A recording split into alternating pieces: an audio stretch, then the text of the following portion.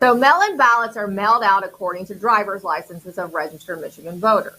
Here's how the state of Michigan sends out mail-in ballots. They're based on data received from ERIC. You know that system. We reported on it because a lot of states have chosen to give ERIC the boot. After that, the Bureau of Elections will be sending voter registration mailers to approximately 700,000 individuals. Registration will occur through the driver database. Now, in 2020, Michigan's driver's license database ballooned to 950,000 driver's licenses. But you see, that doesn't make sense, considering that the state's general population has been in decline for several years. And that decline was exacerbated during the 2020 pandemic, as citizens fled the state's draconian lockdown policies in favor of warmer, freer pastures like Florida. There are plenty of reports, however, proving that driver's license fraud is rampant as well in the state of Michigan. So where's the oversight? And who benefits from not having accurate driver license rolls in Michigan? Our next guests are Joanne Bacaley and technical investigator, who is a technical investigator, and Sandy Kessel, the Michigan State Chair, who are going to answer these questions. You know, like Georgia, ladies, it's nice to meet you both. Thank you. Michigan's like a great specimen, right, for voter fraud and how you do it. And possibly, too, because I think, you know, your leadership there is just so blatant about it. So tell us why this aspect of it is so important to talk about and remedy. And I'll let you all, you know, just have at it, whoever wants to start.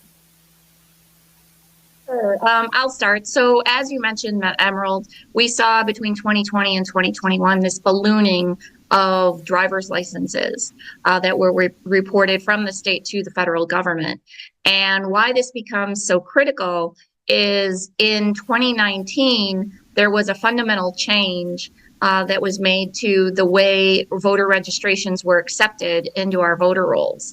And this was rolled out by the Secretary of State in the fall of 2019. And basically what she said is she told the clerks who are responsible for maintaining for the maintenance of the voter rolls and the accuracy of the voter rolls. But she told the clerks, hey, you don't have to worry about this anymore, because what we're doing is we're going to do all of this work at the DMV, and all the verification is going to take place through the DMV database, and all you have to do is accept these registrations and make sure they make it to the voter registration database.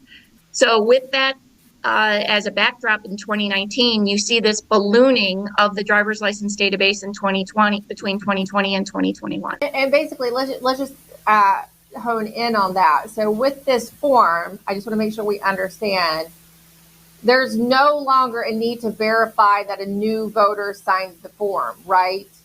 You no longer need to verify an applicant, check the citizenship box. So there's really perhaps no checks and balances on this.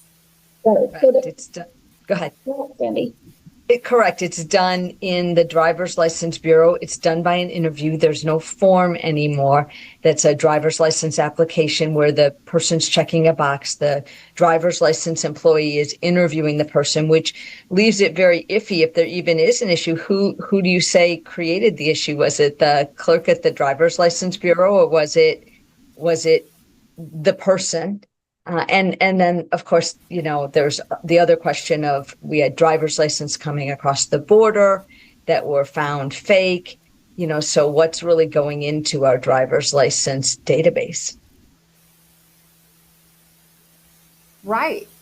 It's just so basic. You know, when we talk about this stuff, it's not even like it's very controversial or a lot of it's complex when we're talking about the software, et cetera, or the companies and how they maybe merge. But we're talking about basic, you know, ensuring that citizens have driver's license. Okay, so the numbers ballooned to 950,000 in the driver's license database. How many of those do you think how overinflated do you suspect that is? Do we have any idea?